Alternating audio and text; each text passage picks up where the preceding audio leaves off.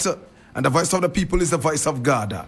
Today, my brother, my sister, we have a number of issues to look at as usual. And I need you to come along. Oh my God, have mercy. Yes, we have some very interesting issues to look at. And you know that you must come close.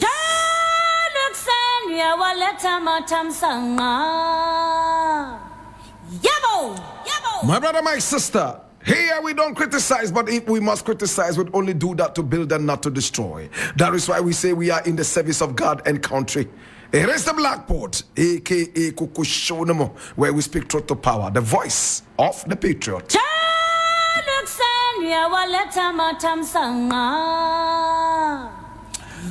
Now the very first story we are looking at today is taken from Ghana Web, and it says, I will lead a team of policemen to arrest Wontumi immediately. NDC is declared winner.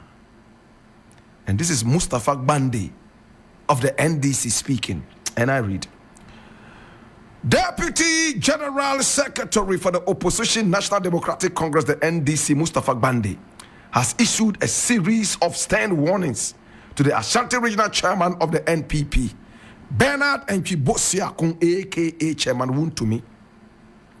He stated that he would lead a team of policemen to arrest him immediately after the NDC is declared the winner of the December 7 elections.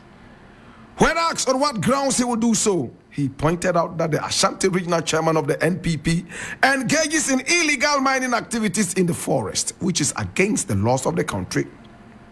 During a radio interview monitored by mynewsgh.com, Mustafa Bande mentioned that he would ensure the arrest of the Ashanti Regional NPP chairman in Kumasi, his hometown, as soon as the NDC and John Dramani Mahama are declared the winners of the 2024 election. I will lead a team of policemen to arrest Wontumi, he declared.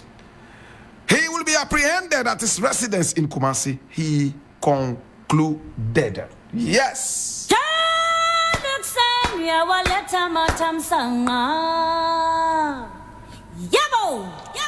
Should we clap for Mustafa Bande or not? It is sad that these people who are holding official positions in the strongest opposition party are speaking like this. I'm not a fan of Chairman Wontumi. For me, this is a guy who behaves like a toddler. For me, this is a guy who has no iota of credibility in Ghanaian politics, except that some of these people might have some cash to give around. And once we don't have any virtues concerning what monies we take and what we reject, we continue to be controlled by ill-gotten wealth. Blakk Rasta, say it again. In a country where everybody believes that the end justifies the means, my brother, my sister, this is what gullibility we would be embroiled in. I don't believe in the end justifies the means. The means must justify the end. My brother, if I go out there and kill 100 people and rob them and use the money to take care of kidney patients, does the end justify the means? This is what we keep saying. Well-meaning people, smart people no longer believe in the saying that the end justifies the means. No way. Can I get into the subject matter proper? My brother, my sister, and listen to this. Why would Mustafa Bande wait until the NDC comes into power before he's able to activate the power of the police? It's an indictment on the IGP. It's an indictment on the police in general. And it's an indictment on us, the citizens of this nation. My brother, this is not the first time we are hearing politicians say, oh, you know what? Wait until our party comes into power and we will make sure that you suffer. Wait until our party takes over the reins of power in this country. We'll make sure we fry your ass. Excuse my Latin. My brother, is our law that bias? Is our law that malleable? Are our laws this very, very, very much insulted? Until you have power, the police will not listen to you. Until you have power, you can't get justice. Until you have power, political power, there's no way you can stand for your motherland. Oh, what cheapness. Oh, what a disaster. I am so shocked to the bottom. But of course, my brother, my sister, shocking as it is, what is the reality? As long as you continue to utter these words, wait until my government comes into power, and then the law will start to work. I am so inundated with surprises. My brother, my sister, a lot of politicians have no power until their party is in power. And I'm not talking about that kind of power, but the power that is supposed to be available to every Tom, Dick, and Harry. My brother, even politicians say they don't have it until their party comes into power. What a shame. If people like this cannot get justice for the nation, then you can imagine the fishmonger on the beaches of Pesingpe, the fishmonger in my village, Dolinbuzong, the fishmonger in Salaga, the cowboy in Binduri, the shepherd boy in Durigaga. This is what they are saying. Mustafa Bande says he is unable to arrest Chairman Wontumi because we live in a draconian society. We live in a society whose laws are not working as long as our political party is not in power. What an insult to the integrity and democracy of this country. My brother, my sister, if what Mustafa Bande is saying is the right thing, then our politics is nothing but anarchy. Hallelujah. Boss it out again, Blakk Rasta. I said, if what Mustafa Bande is saying is the truth, that you are limbless, absolutely impotent until your political party is in power, then we live in an anarchy. It's an anarchical state. My brother, my sister, it's no more a democracy. It's an animal farm. It's so shameful. My brother, there are so many people who are lurking in the background. And you know what they are saying? We are waiting for our party to come into power so we can go for judgment debt. This government will not give us judgment debt. Is it about the government or it's about our laws? It's a big insult to the laws of this country. It's a very big fat insult to the integrity of our democracy. We no longer have a democracy. What we have is an anarchy. What we have, my brother, my sister, is an animal farm. I am hurt. But is what Mustafa Bande saying true or false? To a large extent, this is sadly true. My brother, we see some people walking around. They are as weak as carbonic acid. Let their political party come into power. They are surrounded by policemen. They can order any sergeant, any corporal, anybody to go do whatever they want to be done in their own whims and caprices. Am I speaking the truth? This is no longer a democracy. It's a full crazy. It's an anarchical state. It's a state of the animal farm. My brother, if I continue talking about this, I will shed tears. After how many years of independence? We still have to wait for our political parties to come into power before we get justice. And our motto says what? Freedom and justice. Where is the justice? Where is the freedom? I cry for my motherland. I cry for my people. If Mustafa Bande and the rest cannot walk up to the police, walk up to the courts, and demand justice, until their political parties come into power. It is sad. But again, to Mustafa Gbande, you are already telling people that you are ready for retaliation. And this retaliation is not healthy for our politics. My brother, my sister, when people talk like this, some other people get angry and they say, oh, okay, this is what you want to do. All right, we'll see how you can get to the reins of power. I wish he had said that if his party comes into power, better still, when his party comes into power, the law would work and be available to everybody, yellow or green. And that the motherland would heave a sigh of relief. Those hiding in forest and doing galamsey, they will suffer.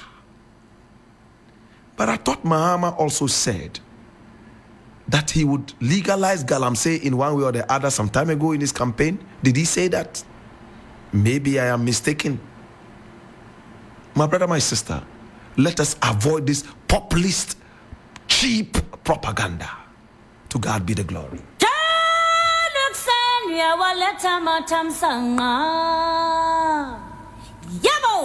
Now the next thing I would like to look at is also taken from Ghana Web, and it says, is John Mahama now a magician promising jobs? And who is speaking? Is the arrogant, history illiterate Napo? Should we go ahead? Okay. The vice presidential candidate of the New Patriotic Party, Dr. Matthew Opoku Prempeh, has questioned former President John Dramani Mahama's ability to create jobs, a promise he made in his recently launched 2024 party manifesto. Dr. Prempeh, popularly known as Napo, recalled that during Mahama's presidency, the former president told the youth that he was not a magician who could create jobs at a time when the country's unemployment rate had surged.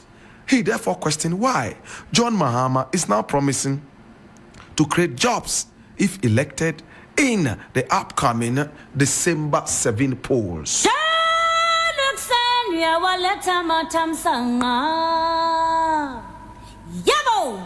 Now, this utterance will remain one of the sins of John Dramani Mahama. I am not a magician to create jobs for the youth. He said it. It shocked me. It pierced my heart like a sharp razor straight against the jugular vein.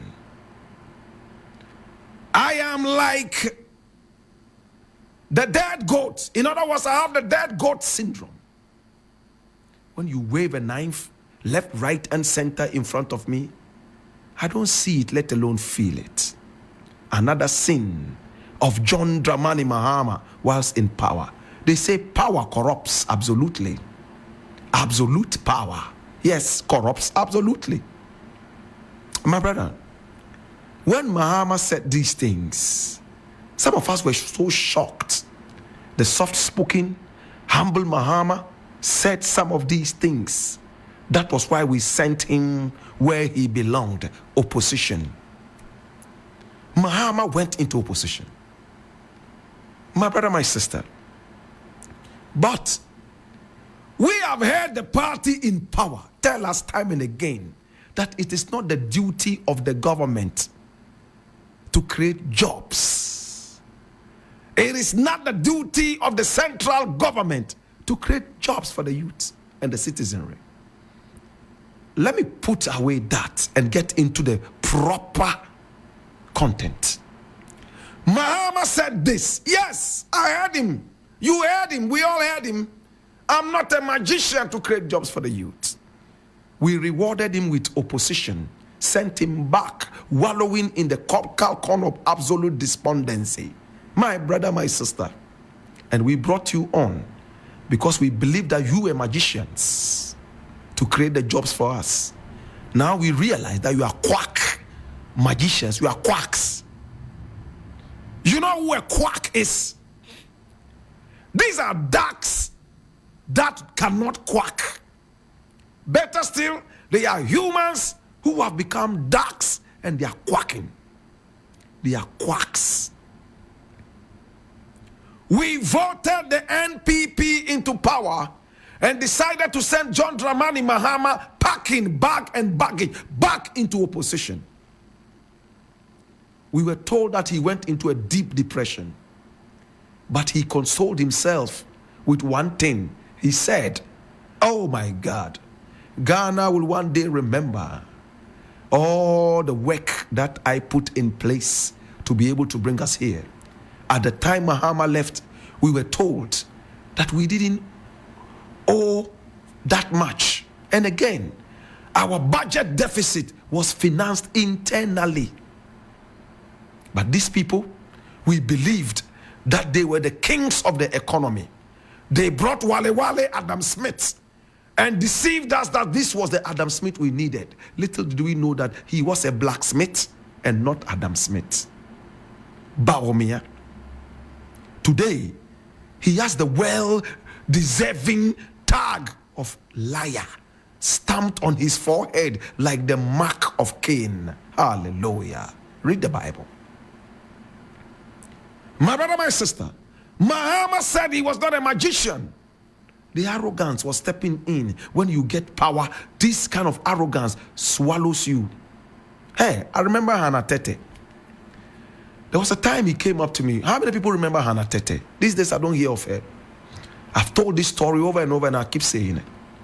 Hannah Tete came to multimedia, my brother, my sister, and saw me. They were in opposition, NDC. Oh, Blakk Rasta, you are doing a good job. God bless you. The country will really remember you. She shook hands with me and even embraced me. I felt the warmth of her bosom. I was encouraged that a top hierarchy person like that had seen the good work I was doing. They want power. 6, 7, 8, 9 months, moments after they got power, Obama came into the country. Oh my God. I remember meeting Hannah Tete right in front of, was it the National Theatre or the Conference Center? One of them where Obama went to speak. I normally confuse the two. I met her coming out and I was so excited that since this woman embraced me and gave me that warmth from her bosom, I hadn't met her again. Let me just shake hands with her and say, oh, congratulations, you guys won power. When she saw me approaching her with my hand stretched out to shake her hand, she looked at me disdainfully or disdainfully and walked away. I will never forget that day. Hannah Tete. Hey, I was so embarrassed to the core. Hey, a few months ago, she embraced me and gave me some cool warmth from her bosom and thanked me for doing a good job. A few months after they got power, she doesn't know me anymore. I now carry a certain dangerous disease.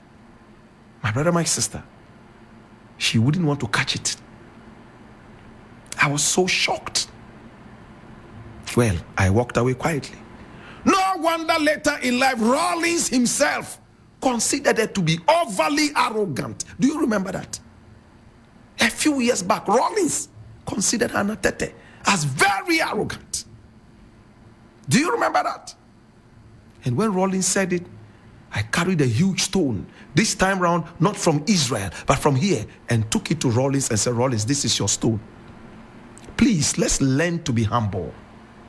What kind of a demon is in this power that makes people so arrogant? So noble in opposition. Yet when they get into power, they are like demons on heat. Why did I single out Hannah Tete? Because this was an instant that I will forever remember. She walked away without stretching her hand. Looked at me as if I had just dropped from Venus. My brother, Napo, let me close with this.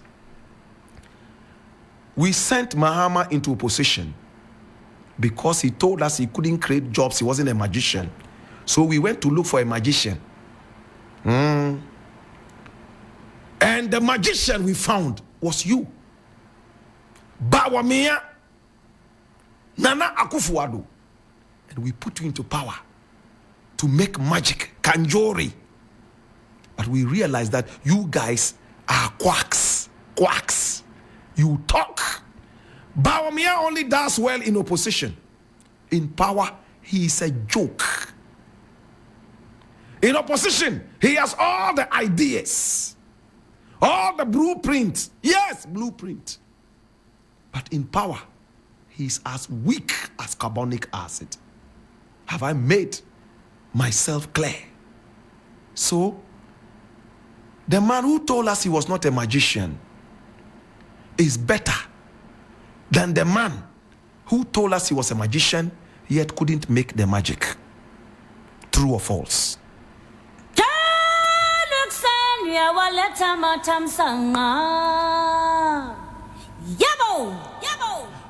My prayer is that John Dramani Mahama has learnt his mistakes.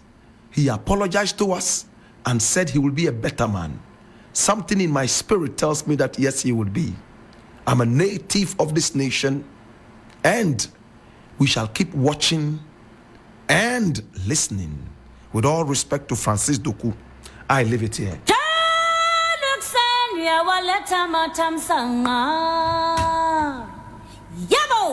I wanted to look at some other things, but my producer says, yo, Blakk Rasta, let's keep it here. Today is a Friday, take it easy, and let it remain like this. Well, my name is Blakk Rasta, and it's been the Black Porter, a.k.a. the voice of the Patriot. And I want to say thank you so much for coming along. I appreciate you, and I love you. Oh, gosh.